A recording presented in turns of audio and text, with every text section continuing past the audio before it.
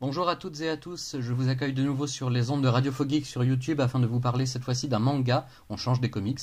un manga que j'aime énormément qui s'appelle Reine d'Égypte, qui paraît chez Kiun depuis quelques années maintenant, et dont le tome 5 est sorti en février 2019 et que j'ai enfin trouvé le temps de lire parmi mes autres lectures.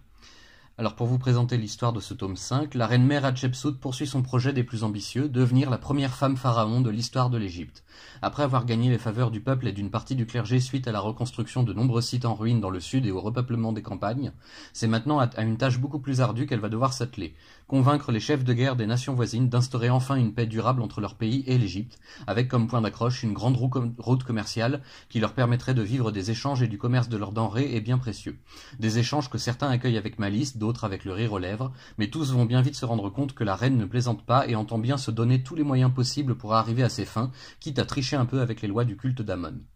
Et justement, tandis que Hatshepsut négocie durement la paix, son propre fils, le jeune pharaon Djéouti, se lasse de l'exercice du pouvoir dans l'ombre de sa mère et souhaite prendre la pleine mesure de son statut de souverain malgré son jeune âge. En premier lieu, il lui faut selon les oracles trouver une épouse, et qui de mieux placé pour cela que sa nourrice dont la fille est justement la voix des oracles en question. Un complot se trame peu à peu autour du jeune roi qui ne sait pas très bien vers qui se tourner pour bénéficier de conseils judicieux. Heureusement, le grand prêtre fidèle de Hatshepsut est là pour veiller à ce que le pharaon ne tombe pas entre de mauvaises mains. Plutôt que de le laisser se corrompre avec les prétendus oracles de sa fiancée, mieux vaut l'envoyer loin de la capitale, apprendre le véritable culte des dieux de son pays. C'est un coup dur pour les prêtres d'Amon et les comploteurs qui pensaient déjà avoir la main mise sur l'Égypte. Le destin du royaume tout entier repose à présent entre les douces mains de Hatshepsut, qui s'apprête justement à montrer à tous que sa poigne peut être de fer quand elle le désire. En parallèle, Senmout enseigne à la princesse héritière des rudiments de la culture et du savoir, mais peine perdue car la pauvre ne semble pas s'intéresser aux matières qu'enseignée. Mais en apprenant à mieux la connaître, Senmout fait une découverte capitale. Un point commun inespéré, la passion de l'astronomie, va les rapprocher et permettre au maître et à l'élève de mieux se connaître et se comprendre sous l'œil bienveillant de Hatshepsut, dont les espoirs sont finalement sur le point de se réaliser.